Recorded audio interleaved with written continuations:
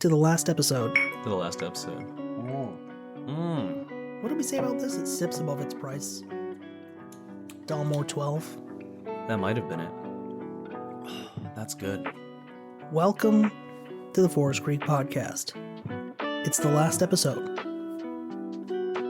This one is one for time travelers. It's the last episode. We're doing it now so that we don't need to do it later. So that if this podcast ever ends, we already did the last episode. You know, technically, in canonic episodes, this is episode 9 because we did the first 7 that we'll never publish. First episode. we did the first 6 that we unpublished. Then we did number 7, which is first episode. Then we did second episode, and now we're doing last episode. All the other ones that are currently published are just non-canonical. They never happened. They're the bonus tracks. It's not really the last episode. This is a joke.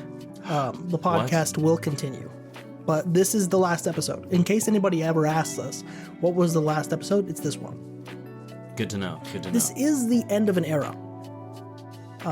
By that I mean it's the end of this era of experimental, sporadic podcasting that we've been doing since we started this show. Since I started podcasting, period, with all of the previous failed shows, and this one, which has just continued to fail. I say continued to fail because it's like, the audience hasn't grown.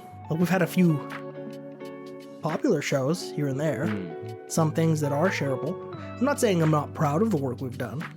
I'm not saying I didn't enjoy it. I actually enjoyed it immensely, almost selfishly. Enjoyed this because it has been kind of a selfish pursuit. It's just been stuff we enjoy doing.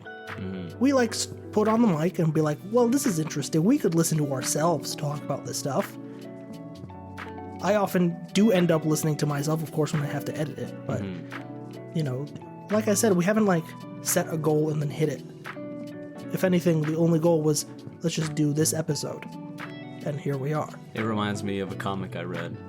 And it's like, me and my buddy have a podcast. We talk about stuff, kind of whatever we want, but the twist is that we also kind of joke around a bit. Wow.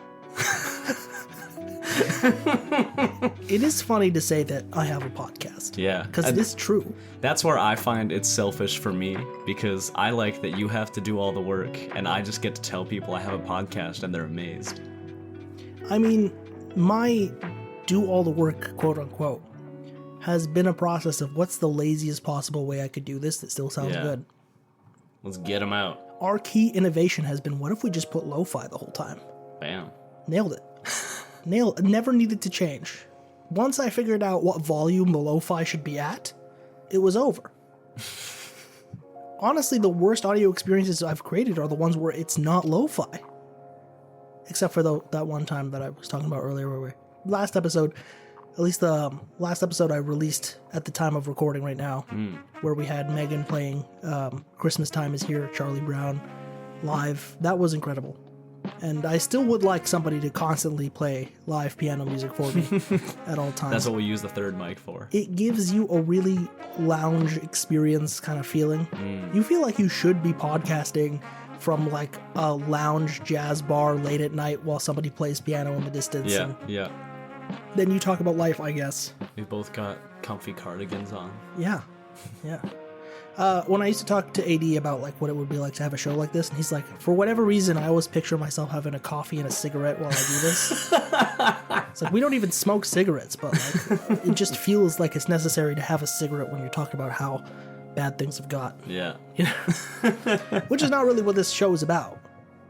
This show very vaguely has been about finding out the meaning of life, which I broadly suggested is something that we do with everything that we do. It's just that on this show it's a little bit more deliberate. But then what it actually turned out to be, or what I've actually been treating it as, is a laboratory wherein I try different ideas that I'm interested in to see if they would be fun to podcast. And what that largely turned into is we very quickly discovered movies are very easy to do podcasts about. Yeah. They're very fun, because it's very fun when I reach out and be like, hey, do you guys want to see a movie on this day? And we'll just podcast afterwards. Bam. Nailed it. And it's tax deductible. Yes, because this is a business. Which is another fun thing that we should talk about, the fact that this is a business, apparently. With a great model. That, I feel, even if you think it's fun to say I have a podcast, saying I have a business, I'm an entrepreneur, is very different and, almost more embarrassing, to be honest, in a lot of ways. But like I'm saying, this is the end of an era.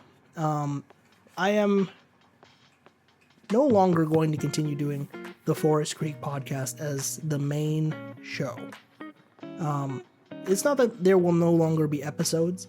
I am currently in the middle of editing Turnip Taverns, which is an idea we did, a pilot episode for a Dungeons & Dragons actual play, or not Dungeons & Dragons, rather we played Pathfinder 2. Yeah. A tabletop role-playing game actual play podcast that we wanted to try, and we did it, and at least as I'm listening to it, it was successful. We did indeed complete that episode. Oh yeah, it was great. And I look forward to releasing it. It's going to be a lot of fun. But in terms of the Forest Creek podcast, what I've discovered is that, at least this is also something I've generally discovered in terms of business and in understanding markets and economics and trade and, producing something and selling it or getting an audience for a free product or something like that, is that you could say, in a vague sense, that we offered value by doing the show. But when I try to sell you on that value, it's not going to be a good sell. Do you want to listen to two guys talk about a movie they saw in a podcast? Well, that's great, but there's also literally 1,000 other podcasts that have attempted to do that very same thing, and at varying rates of more success than us. There was also varying rates of more failure than us, but like I said, does it really offer value? There were times where we settled on philosophical discussions, ideas about life and stuff, but what I always come back to is that it always felt incomplete to me, because we didn't start out with like a good direction or a good topic in mind. The times where we did have a pretty good topic in mind were the times we nailed it, did the best, at least. 7 Deadly Sins? There's 7 of them. We're going to talk about 7. The secret 8th. Yeah. Or when we did the Stoicast, which was one of the ones that I felt like, oh, this one went really well. Yeah. That's because I did the intro. That did contribute. But also we sat down and I had found a thing that had like a list of 4 items to talk about, and that was perfect. So part of that is planning, having a plan for what you're going to talk about, but it's not, hey, let's just fire up the podcast because we'll be entertaining to listen to and people will want to naturally listen and gravitate to that, because we're just assuming that people just have a lot of time to waste. Well, that's true. It is true. At least they're wasting it already on things that they could be wasting listening to us. They could be wasting it on You Forest could Creek be podcast. wasting your time. You could be wasting your time. Yes. Instead, you're out there being productive. I feel like the Forest Creek podcast thus far has been a good podcast that people could listen to and pretend to be productive. I'd say that's a good amount of, what was it, value. Value, yeah. At least fake value. There you go. That's what we are. Fake value, fake business. Exactly. This is a fold your laundry podcast. That's what I'm setting out to do. But, part of what we've been testing out is what feels good to put together and offer, and then what will actually offer value to people. Because it connected very well with a certain community. One of the things that did very well was our interview with Father Anthony Paul. Oh yeah, and that was a good one. Yeah. Or the other things that did very well that hit some virality were our discussions of a stand-up show that would be put together and released immediately after said stand-up show. Those were fun. They were fun to do. Very hectic to edit and release very quickly. Yeah, I think my favorite memory of that was when we saw Tim Dale, and I can't remember if it was the first or second time. It was but we saw, definitely the second time. Yeah, Queen Elizabeth Theater. When we saw him, and then we came home and podcasted, and then stayed up all night. We went and got fried chicken and donuts. Oh, did we do that? And then we came here, and we hit record at midnight. Finished recording at 2 a.m. Yeah. I stayed up for another hour to edit the audio, and then I left you to edit the video afterwards. I can't remember, was I up with you while you were editing, doing my own thing, or was I sleeping and then you woke me up? In the beginning, you were. Yeah. In the beginning, you were because you wanted to learn how to do a little bit of the audio. Oh, right. That was one of it was a fun experience, but quickly something we learned not to repeat. I did, like I said, I had a lot of fun doing this podcast, and I learned a lot, and that was what I set out to do, was to learn how to do a podcast. Yeah.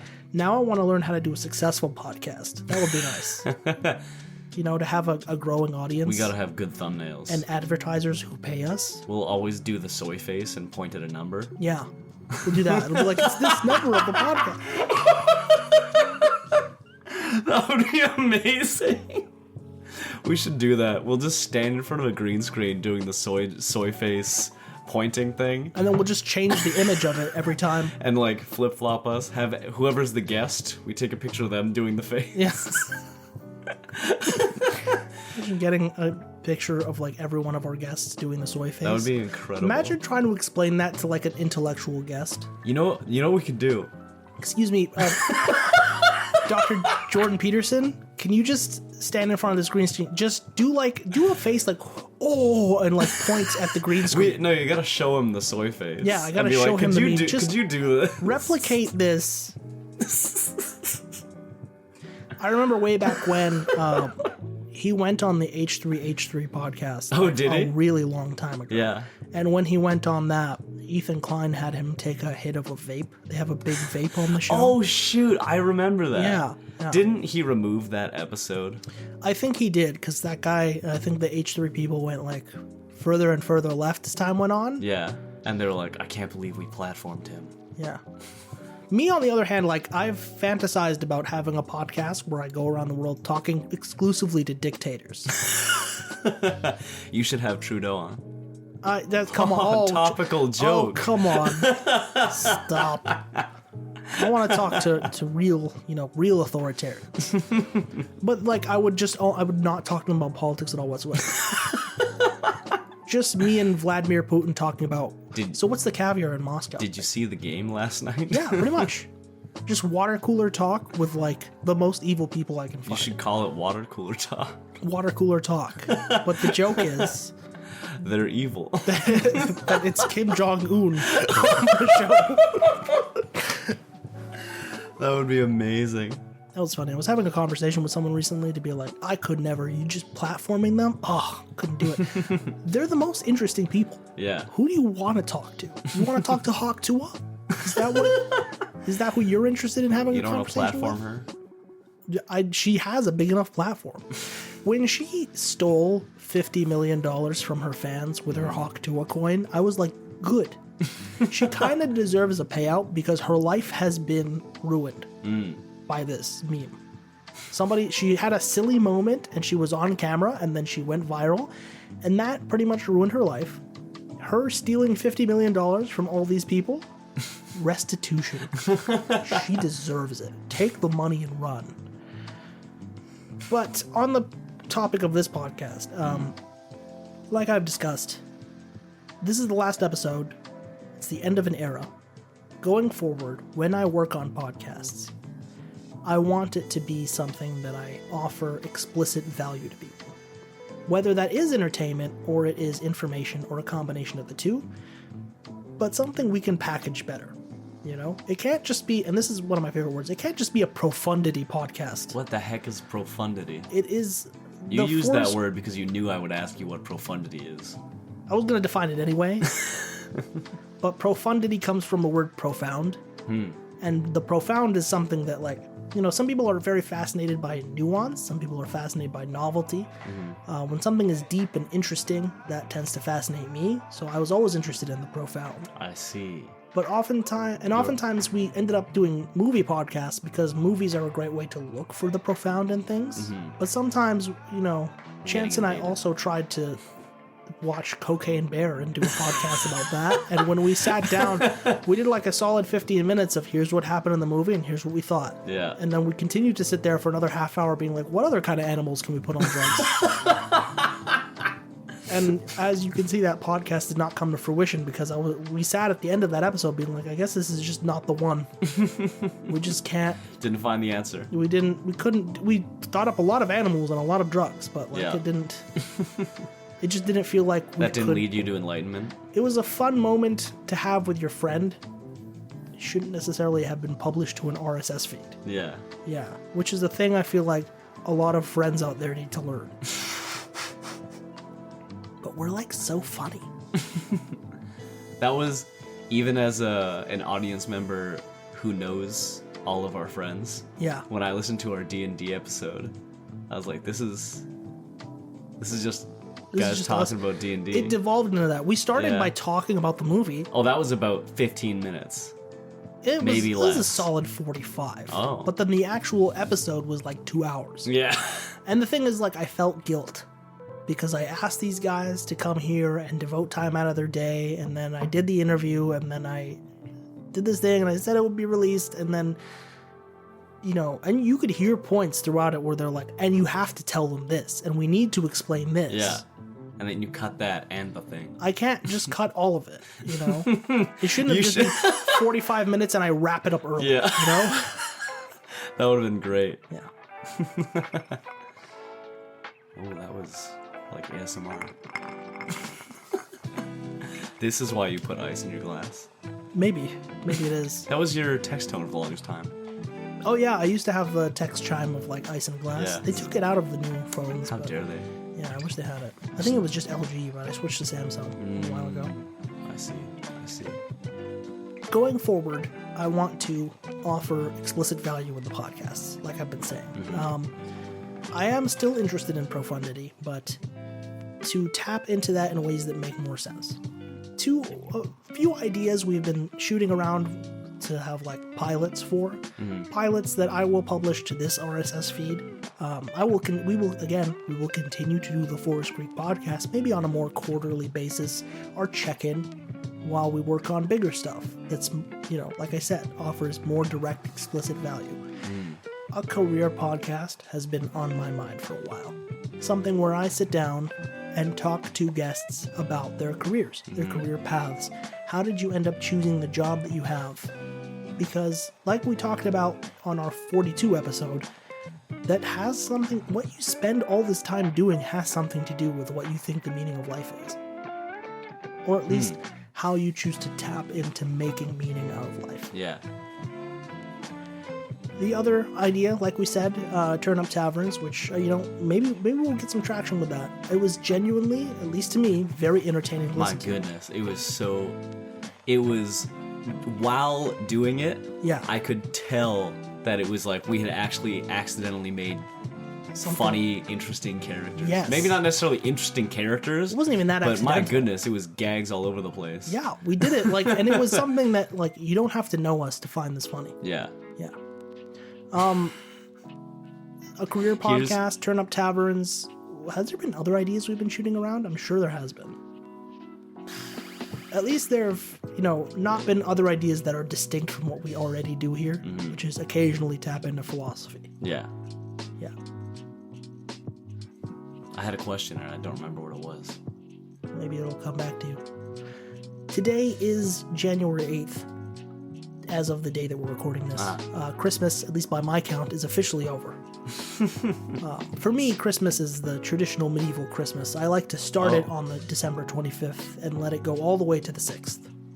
Oh. Yeah. That's the traditional medieval Christmas? Yeah. Interesting. I think I explained this a little bit in a previous episode, but to kind of recap a little bit.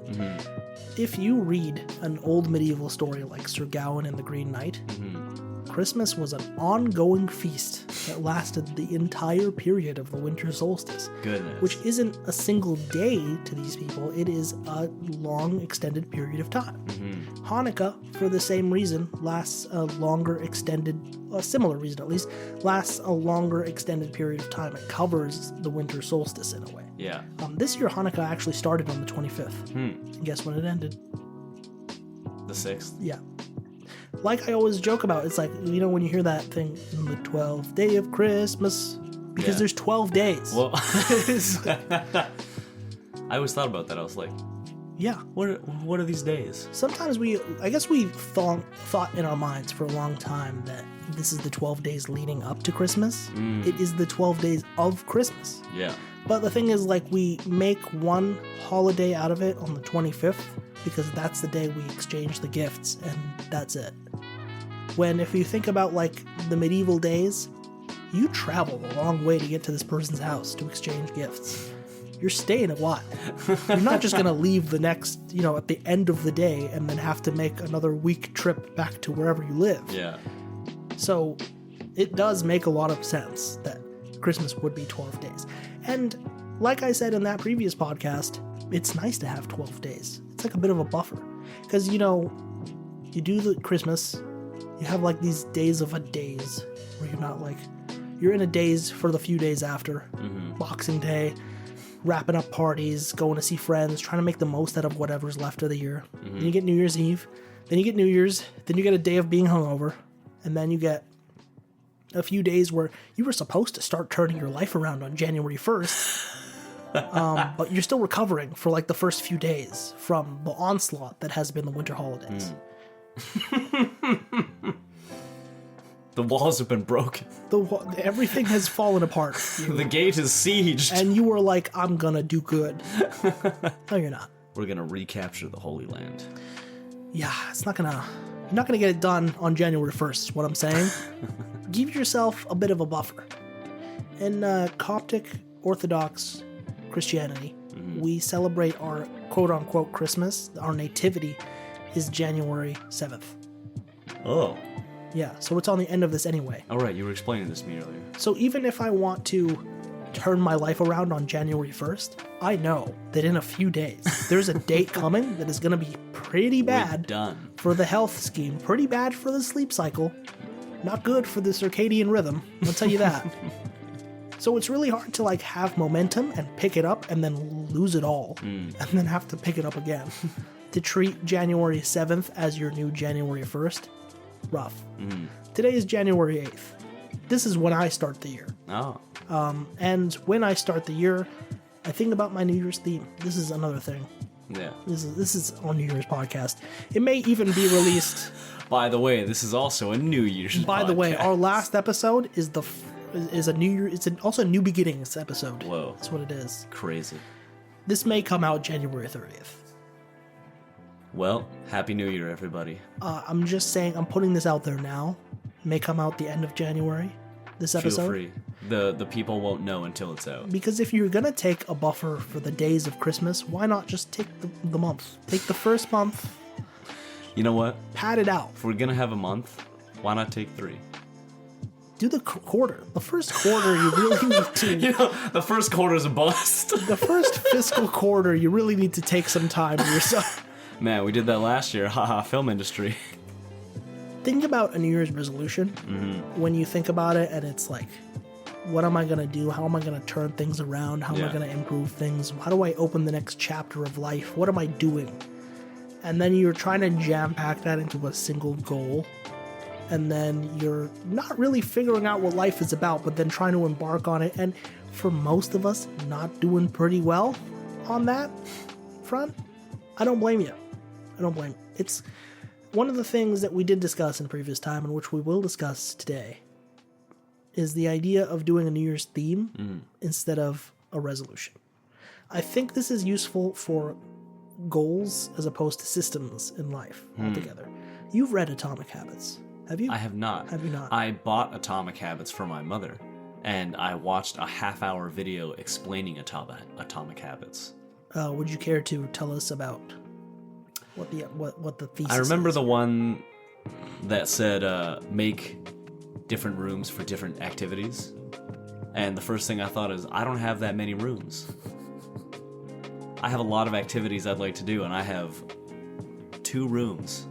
Well, there's something to be said about, like, preparing environments for how you live your life. Yeah. What I was actually getting at is one of the number one points on Atomic Habits, the thing that he kind of opens up with, is he talks about people set goals. We set goals as if they're going to be the thing that defines and changes us. Because we feel like we'll put a marker down where we want to be and we'll just strive for it. the goals is not the point of it. You weren't supposed to set a goal and then think that was the end, the means and the end right there. Yeah. It's actually the means themselves that are important to focus on. It's not about setting goals, as James Clear puts it, it's about building systems. You want to turn your life into an environment that will eventually help you reach these goals as a byproduct of living the kind of life you want to live. Yeah, a lifestyle. If you will. Yeah. A style of life. Yeah. It's like, if your goal, and the most easy one to think of perhaps is like, people set New Year's resolutions about losing weight all the time. But then what? Let's say you hit that goal, then what? Yeah, then you gain it all back. Stay at that weight the whole time. You're not going to be able to do it. That way you gain it all back, so next year you can lose weight again. Or my goal this year is to read 10 books. Oh. And then I'll never read again.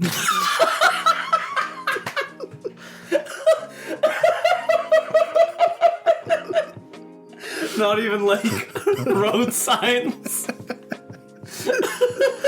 That's the end. I somehow knew that was going to crack you up, but I didn't think it would hit you this hard. I think you've even told me that joke before. Probably. Point being is that it's not about setting goals, it's about setting systems. In a similar manner, and the guys on the Cortex podcast talk about this, and I think it's interesting, and it's becoming a more popular idea. Them. No, don't. Only listen to me. Unsubscribe from Joe Rogan. It's becoming more and more popular to have a New Year's theme instead of a resolution. Yeah. Like we've been saying, setting a goal is not a tenable way to go about things. You need to develop an environment, come up with a system, decide on your style of life, and then act accordingly. Yeah. Your goal isn't to lose X amount of weight. Your goal is to live a healthy life that will, as a byproduct, have you feeling better, have you looking better, have you feeling more confident, etc., etc. Yeah, it's like actually changing. I think the book touches on this, is your physical environment. Yeah. Because I know one bit in terms of losing weight, piece of advice here all the time is like, to lose weight, you need to stop snacking. So don't have snacks in your house. Exactly. At all. Yes. Done. You can't snack if there's nothing there. Yeah. I think that goes like, mentally too. What are your attitudes that you're having as you go about your day? And how is that informing how you feel about the world? And how is how you feel about the world informing how you make decisions? That's another way to think about it. One of the things that, the word resolution comes from the word resolve. When you are resolving to do something, it is you have considered the state of life or the state of a matter, and now you are making a decision about it, and you're resolving as if you're saying, this is my intention. The first theme, and basically all themes that you have, just like all goals that you have, are resolutions. They are intentions. You are living life with intention. When you say, I want to have a New Year's resolution, when you say you want to have a New Year's theme, you're setting intentionality. You're deliberately being mindful about something. You're not like, I'm not just going to cast myself into the whims of fate and just be like, I'll go into every donut shop I come across. Or just live according to, hedonistic animal goals or something, right? Or just doing whatever comes your way. That's not living with intention. Living with intention is, I want X, I am going to set out to accomplish X. Now that is setting a goal. But living according to a theme is a little bit different. Because living according to a theme is saying, it's not about setting the goal and getting to the weight loss thing, right? It is, let me start working on being mindful about the way I live my life. And instead of focusing on losing 20 or 30 pounds, I'm going to focus on, what can I do now? Wake up early, stretch, go for a run before I start my day. Yeah. You know what? Me and my friend were talking about this on the weekend, and he was asking me what my sort of themes and things I wanted to do were. And one of them was boxing training, and part of that is skipping rope. And he said, how often do you want to do it? And I was like, pretty much every day. And he said, okay. So when you go home tonight, go skip rope. Yeah. And I was like, huh. That's a good point. Yep. If I want to do it every day, I should probably start today.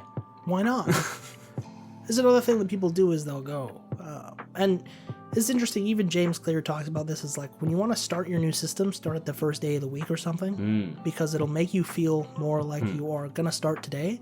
Because another trap that we fall into is, all right, I'm going to skip rope. I'll start tomorrow. Yeah. Not right now. You know, but it's interesting. I've been experimenting with basically using different models of ChatGPT. And I say models like people build their own GPTs, or like sometimes a website for psychiatrists or something will build their own GPT with instructions and things. But it always, you know, you tell it all your problems, or you talk about what kind of goal you want to accomplish, and you may go into nuances about it, but then it always comes back to the same question. It goes, what are you going to do today to start now? And it doesn't have to be a big thing. What's one small accomplishable step you can do right now? Yeah. What is one part of the new system of life you can begin to practice today? If it is mindfulness, I'm going to stop right now. I'm going to take 10 deep breaths. I'm going to think about how I'm feeling. I'll center and just get in touch with myself and like let the thoughts go for a second. So I recenter myself and be mindful as I continue my way. Not, I'm going to sit down tomorrow for 10 minutes in the morning at this specific time. It's like, no, what can you do right now? One of the things that I heard Jocko Willink talk about recently was on the nature of discipline. You only actually have to be disciplined right now. You don't have to be disciplined forever. Yeah. Or even a year or a day or an hour. Just this very second is the one that you have to be disciplined in. And if you can make it through this very second, then you already have the momentum to continue on. That's part of the thing that a system helps you do. If you just have the discipline to begin one part of your system now, you'll find yourself gathering more momentum, and then you'll fall into the rhythm of being in your system. And if your system is well cultivated, you're going to have to adjust things as you go. If your system is well cultivated, then it will help you sustain that momentum. And if it's not, you'll figure out where it's not and adjust. You know, if I want to make my life more conducive to working out, then making sure my room is clean so I have the space to do so is a good start. And I can do that now, because when I walk into my room, I will see there's a t-shirt on the floor. Pick it up, fold it, put it away. One bit on that is the idea I've heard of the 2-minute rule.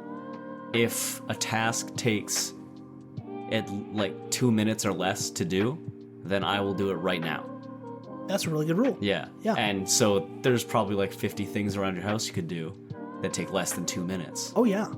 And so do every single one of them. It's something that I got into was like, it's one of the things that helped me start making my bed in the morning, you know? Making your bed is a great step towards like making the room in general look cleaner. Oh my goodness, it's so ridiculous. Yeah. How much better everything looks when you just have a bed that's made. It's not that I vacuumed or dusted or like reorganized shelves or did anything, but I just do that one thing in the morning and it like, oh, I already feel like my life is more together. Yeah. It's weird. It's like that, maybe it's the smoothness of the cover on top. Yeah. Just being this smooth, flat thing, and then instead of this warbled jumble of nonsense that you don't know where it begins and ends, but it mentally has such a soothing effect. And I've also added on top of that, my cover is now blue, like a deep blue, and so when I have it made. I just took a quick glance over there just to like say. But it's extra calming because it's this perfectly smooth little ocean. Yeah. Yeah. I mean, it's a little pond. I'm not a neat freak or someone who's germophobic, or I'm not OCD about anything, but I love cleaning and organizing things because it gives me a little serotonin hit. Interesting. When I do it, like I feel better when I do it, and it's like a tiny bit of satisfaction. It's really easy to get. So if I'm feeling myself in a depressed mood, the first thing I'm gonna think of is I'm gonna go clean. Or like when I use the washroom, I am in the habit of I wipe down the toilet and sink every time I use them. Oh. Yeah. Because of like walking into the washroom and seeing them spotless makes me feel like I can operate in here. I can do things, right? Or like when I leave the washroom, and I have like, I don't know, hairs that I just shaved in the sink, it doesn't feel good to me. I feel like that's incomplete. Yeah. You know, and I'm gonna have to clean it the next time I walk in here. Yeah. So I'm just in the habit now of like I wipe these things down when I'm done with them. I don't keep a lot of things on top of my desk. I used to have like a lot of little ornaments and baubles and things like that. Now I don't. I have like the 2 speakers and I put like a little thing on top of each speaker and that's it. It's so nice having a clean desk. Yeah, you don't like it gives your brain less to deal with when you walk in the room. I think that's like a lot of what there's a romanticization with minimalism. And I think that's where it comes from. It's that when you walk into a minimalist room, your brain has room to work. Yeah. You know, because there's not a bunch of stuff everywhere. Yeah. People love art, you know, you can have art, but like if you overhaul your room with art. When I was young, my room had tons of posters on the walls. Like I just felt at some point when I was a kid, I was like, I need to put posters on the walls because that's how are people going to know that I have a personality. How are people going to know I like movies and music? Like decorative things. Like I had a Marvel poster here and a Star Wars poster there, and like here's one of a car and here's one of a musician and like here's a drawing I did and things like that. Like I just packed the walls with them. And then I'd never thought about it until I went to like, okay, I'm going to be an adult now. Take all these down. I'm going to get a few framed pictures. Because I'm decluttering. As I decluttered my walls, I decluttered my brain with this kind of stuff. Now you have loads of paintings. Not loads. I just have enough. Yeah. I don't need any more. I still think your fish in the washroom is my favorite. It is something. The perfect painting for the perfect place. Yeah, I'm just telling I'm going to tell everybody this piece of advice right now. Get a fish. Get a painting of a fish. I like that idea. Just the advice, get a fish.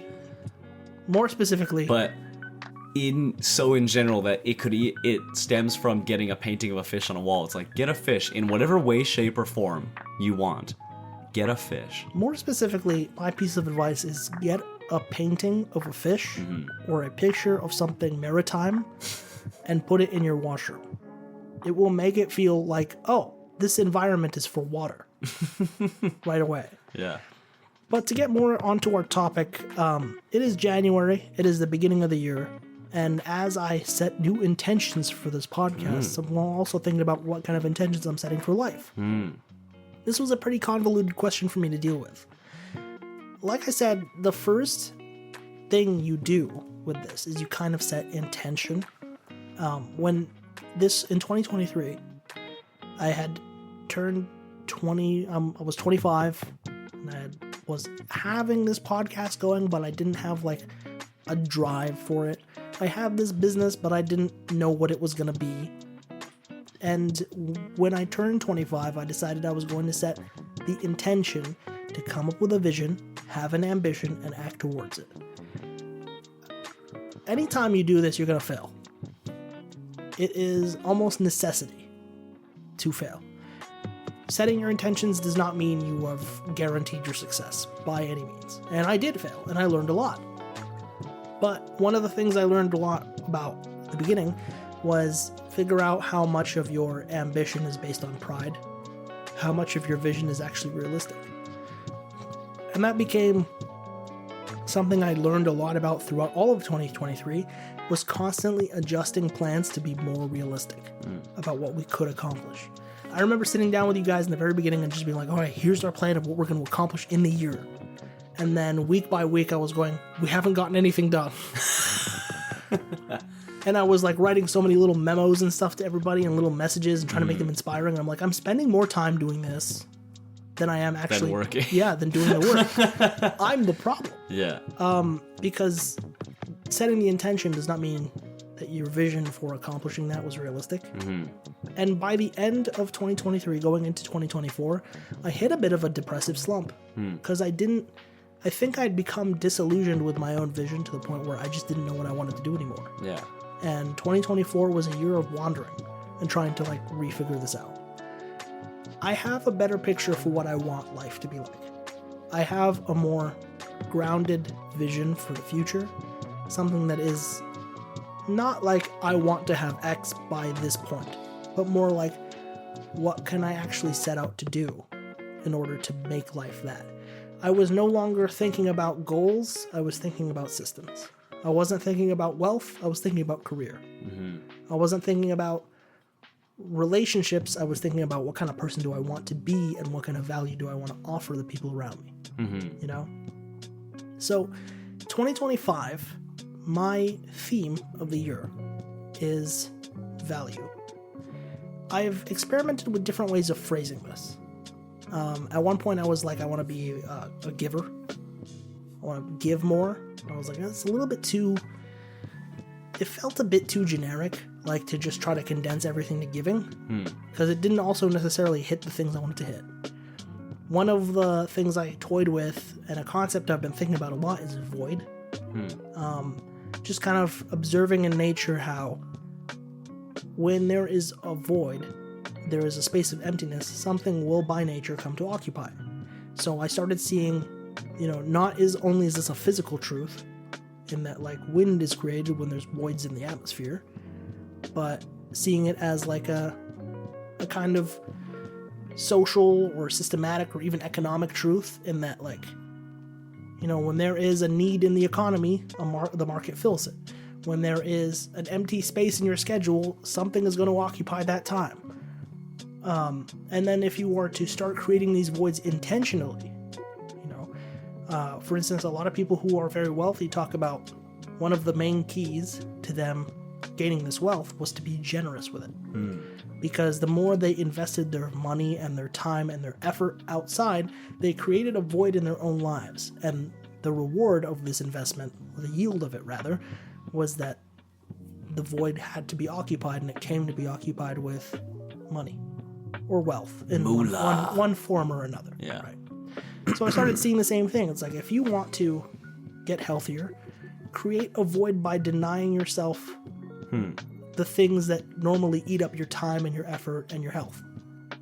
Create a void by giving up junk food. Create a void by getting up earlier to create more space in your day that you can then fill with something healthy, like exercise, right? Create a void in your effort by giving away your effort to something that mattered. And that's where, I started to play with void and started to play with giving. But really, what's the overarching thing that I'm thinking about is value. What value does this thing have to you right now? And if I'm thinking about value, I can think about giving it, I can think about providing it, I can think about obtaining it, and I can just consider the value of the thing I have with me now. Look at your time. How are you going to value your time? I want to value my time is a finite thing. I want to fill it with something that's useful, that's other things that I value. So am I going to sit down and play video games, or am I going to work on this podcast? I want to play video games, don't get me wrong, and I probably will, but I value having this podcast published. And you know what? It helps me value playing video games more when I have this podcast done, because then I know it's not sitting waiting to be edited. So thinking about things and their value is kind of becoming my theme. I haven't made it concrete, and I think that's also something that's is going to change over the course of the year. The theme has to grow, it has to adapt. The actual theme itself will change? I think the theme will turn into a lesson in some way. What do you mean? Because by the end of this year, I'll be like, I set out trying to do X, and I learned Y. In some way. Okay.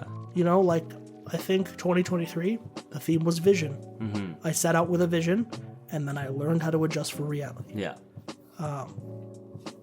Like I said, I didn't really have an intentionality for 2024, but I very quickly learned by the end of 2024 that having intentionality is an important thing, and that became the lesson. We spent a lot of time talking about resolutions and things. What are you thinking about for this year? My theme that I thought of was action and doing things. Yeah. Because I had a conversation with a friend a few months ago, and one of the things he mentioned that has stuck with me the most was that in our culture these days, there's a lot of watching. A whole lot of watching. And not just watching like a TV show or something, but it's watching other people do things. And I find I have that a lot. It's like, especially with this whole boxing thing I've been into for like probably 2 years now and not done anything about. Yeah. but I've been very interested in boxing and slowly picked up little bits here and there. But I watch a lot of boxing videos. Only shadow boxed a couple times. Never been to a gym. And essentially I find in my life, I like, in a negative part of me is very attracted to the idea of having potential, but not doing anything with it. And so the result is that I've wasted a lot of potential. But I'm 27. So, hang on, can I get back to it? What do you mean by attracted to the idea of having potential and not doing anything with it? I think the best example is free time. Yeah. I very much enjoy free time, despite how much I fill my schedule to the brim so that I have no free time. So I like having free time because there's the opportunity to do anything, but 90% of that time I end up doing nothing. Can I examine that a little bit more? Sure. Like in the sense that, like, this is something that we talked about before, and something that I thought was kind of interesting that you did, where you seem to have hit a point where, like, scheduling with you was always, like, somewhat difficult. Like, you seem to be pretty overwhelmed with a lot of things. Mm-hmm. And then you hit a point where, that's it, I'm burned out. I'm going to take this month, I'm not going to do anything with it. Yeah. And that kind of turned into 2-ish months, and then, I don't know, like, how did this turn out for you? Well, it's more been because I completely failed at not planning anything that month. I still had like half the month planned by the end of it. Mm-hmm. Because what I realized is I needed to spend time away from people and respond to them, because I figured that was, in December, I started responding to people like you, and that I'd been ignoring for a month or two.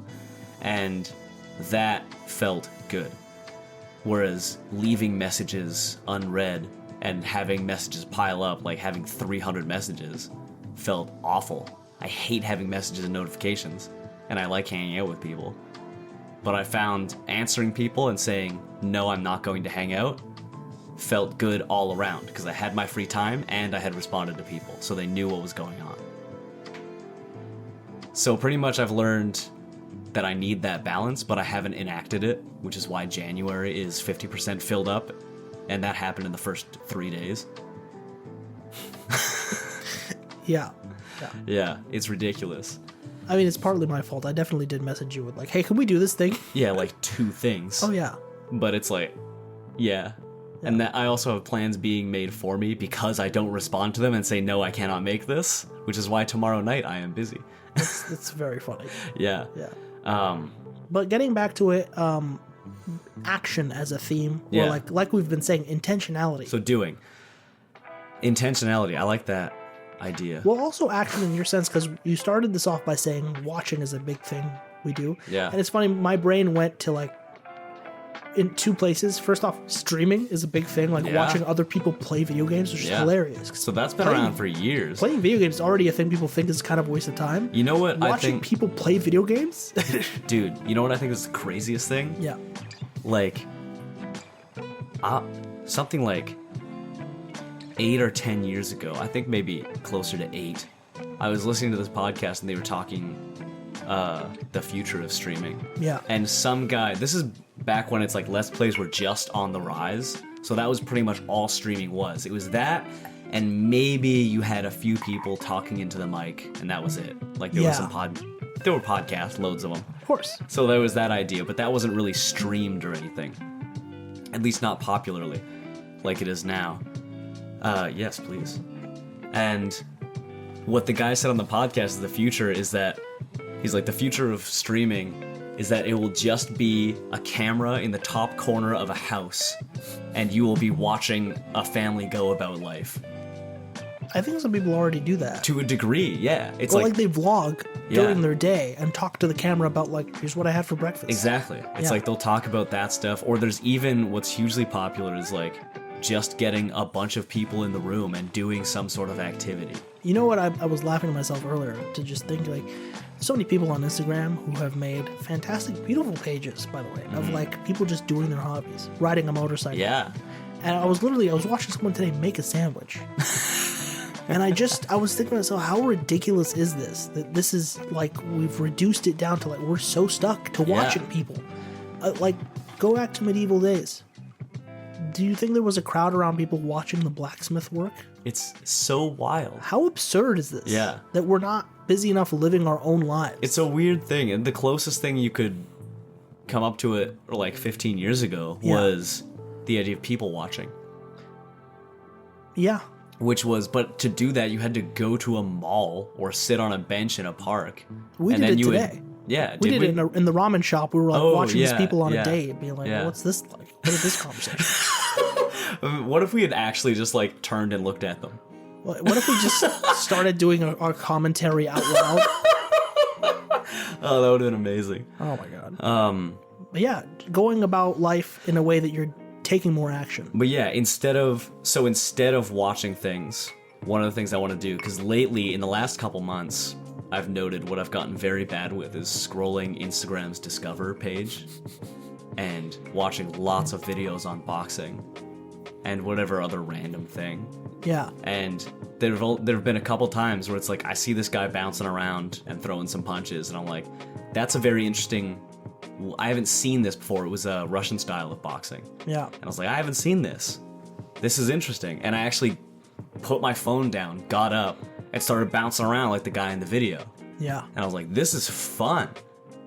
It was really fun. It's like, I saw that one thing, and then I imitated it, and started shadow boxing at like freaking 11 o'clock or something. I'm like, I should be in bed, but I'm watching Instagram. It's like, well, if I'm not going to go to bed, I may as well watch this thing. It's so funny that, I may as well do this thing. I mean, sometimes watching someone else do the thing almost like tricks your brain into thinking you've done it. Yeah.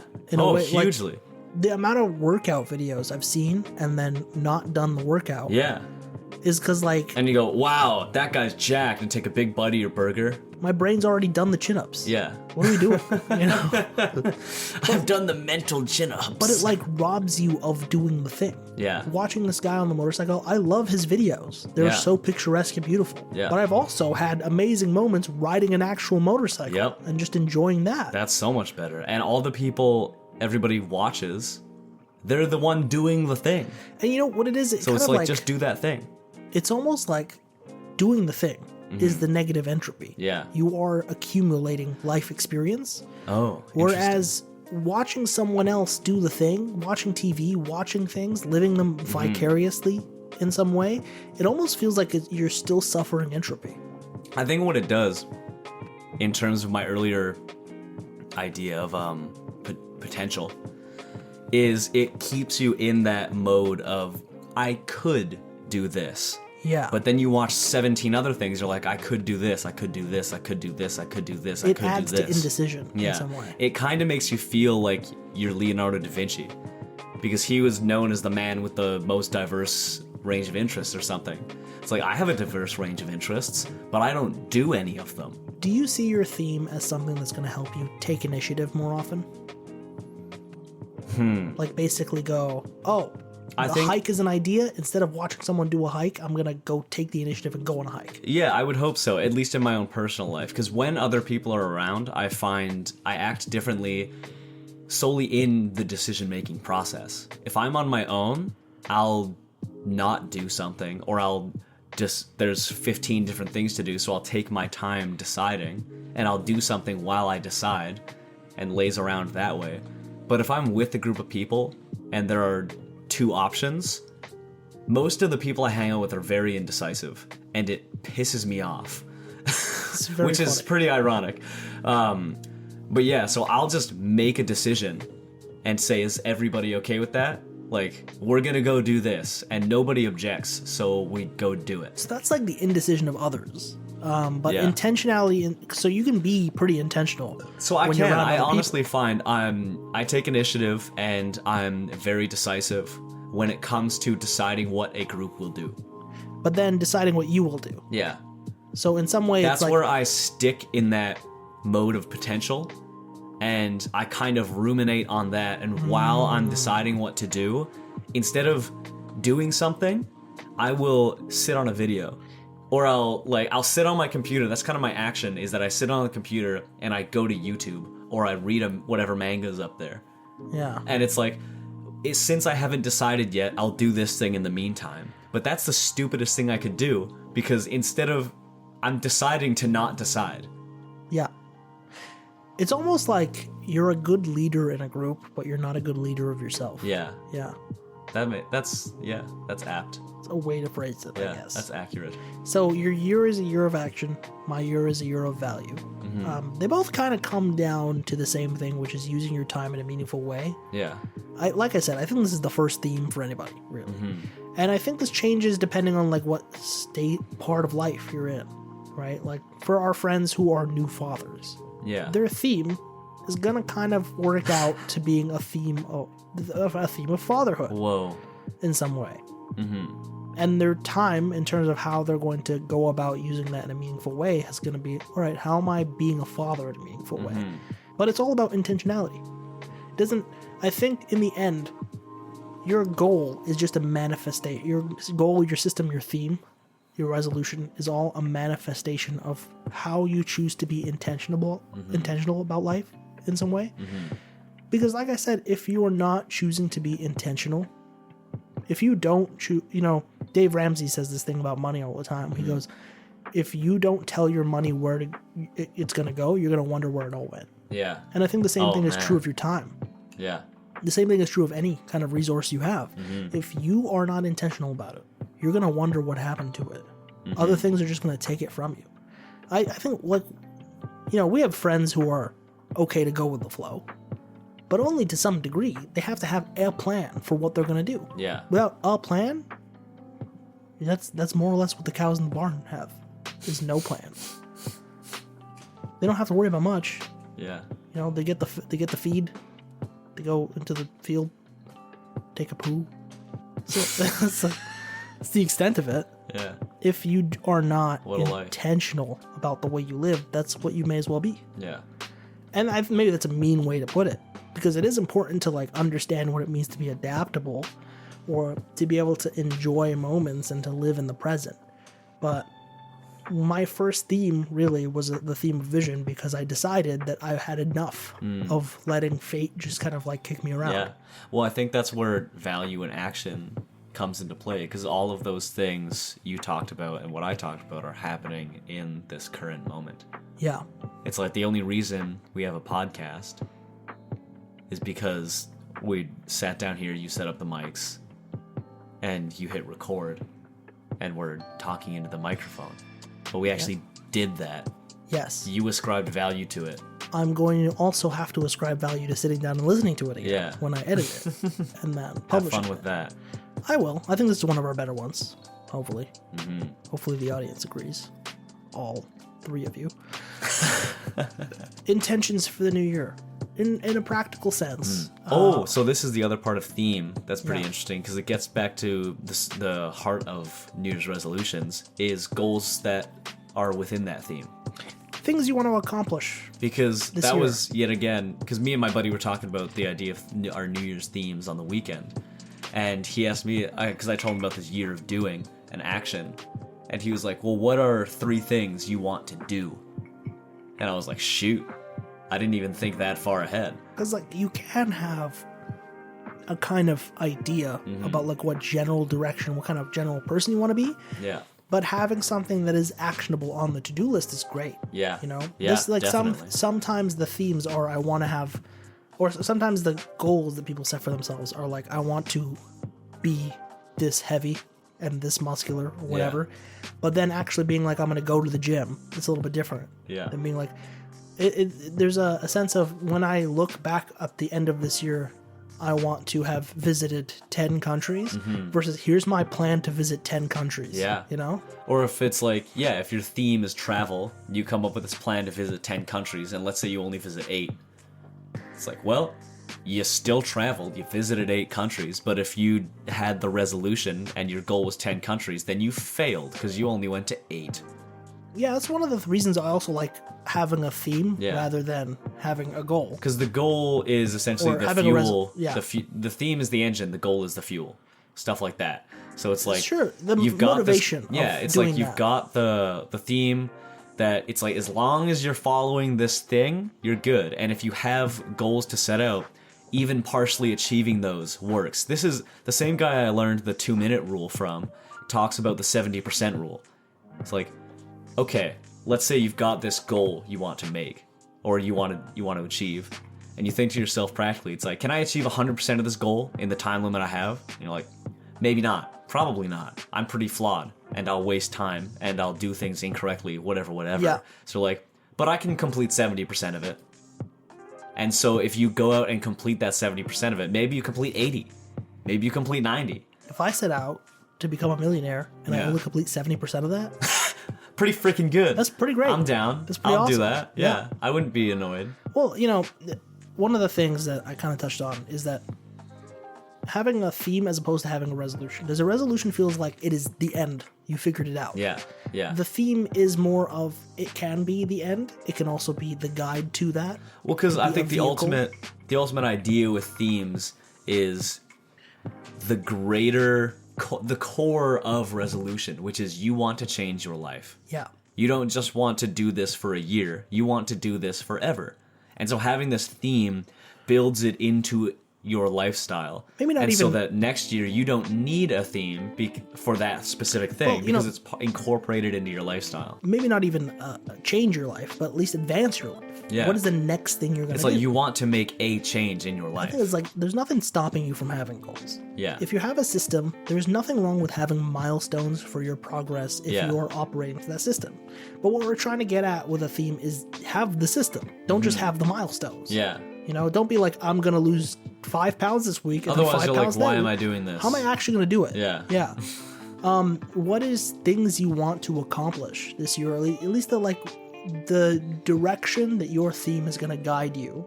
What do you see your milestones looking like? Things that you will accomplish this year. So, when my friend asked me what are the 3 things I want to do, the 3 things were redecorate my house, aka remove all of the furniture and get new furniture, different furniture, and reorganize the way I've structured my rooms. And 2, boxing. Get it specifically within my own home, so shadow boxing, jump rope, and general calisthenics, stuff like that, fitness, cardio, in terms of boxing, with that being the goal. And then also I want to learn French. And so by the end of the year, I'll have some level of fluency in French. I'll be training boxing every day, if not 5 or 6 days a week. And I'll also have a completely redecorated house. C'est fantastique. Oui, oui. That's the only French you know, isn't it? No. Oh, look at that. Je suis en français. Yeah, this year, I have practical plans for things I want to do this year. I have a fitness goal. I've always had fitness goals. Or at least, but most have. Yeah, most people are I could be in some better shape. Mm-hmm. I think I'm trying to be more practical about it in terms of okay, I'm gonna work to get up earlier in the morning. I'm gonna try stretching more often. I'll try a few workouts more often. I felt better when I was living life a certain way, so I'm gonna try to live life more like that. Yeah. So there's definitely a fitness front to it. There's a career front in terms of I want to be more focused at my job. So what are things that I can do to be more focused? Mm-hmm. Be mindful of how many windows do I have open on the screen in front of me? Yeah. How many tabs do I have open? Am I focused on the task ahead? Am I doing that in an efficient way? The work thing also goes into, I've begun to study for my real estate license, which is going to take a lot of focus and dedication to do. It's part of the reason why, this is the last episode. So we've got the Forest Creek real estate coming up. Well, let's not attach brands to everything right away. Why not? That's a good point. Everything should be branded. I'm not married to it, is what I'm saying. TM. If I get a TM, I will. But that's, something that's going to take a certain amount of work and diligence to accomplish. And, the value thing is going to guide me in terms of when I'm sitting at home, I need to value my time I need to value this thing I want to accomplish and use that to guide me towards spending my time more efficiently towards accomplishing this aim, which is to get the license. I have an idea, like a time frame in mind that I'd like to get it done in, but if that doesn't work out, I still have the theme to guide me to keep going because I value this. It's not that in degrees I value having my license by a certain time, but I still value having it overall. So if I don't accomplish this goal by a certain period of time, by the summer, I can still do it over the summer. And I can still continue to value how I'm spending my time in terms of putting the right amount of work towards that goal. I'm booked to go to Japan. I'm very excited about that. I've been spending a lot of time. It's helped me guide decisions in terms of, do I want to go to Tim Hortons right now and get a coffee? Or do I want to value this money, save it, so I can spend it in Japan? That's another way that's played in. I want to save up similarly with money-wise, save up so that I could, I'm planning to change homes, buy a home. Yeah. Move out into it. It's a thing I'd like to accomplish. It's part of the real estate goal in some way. Part of career goals in some way. Having a space where I could do this podcast, that'd be sick. To set up a real permanent studio somewhere, that would be amazing.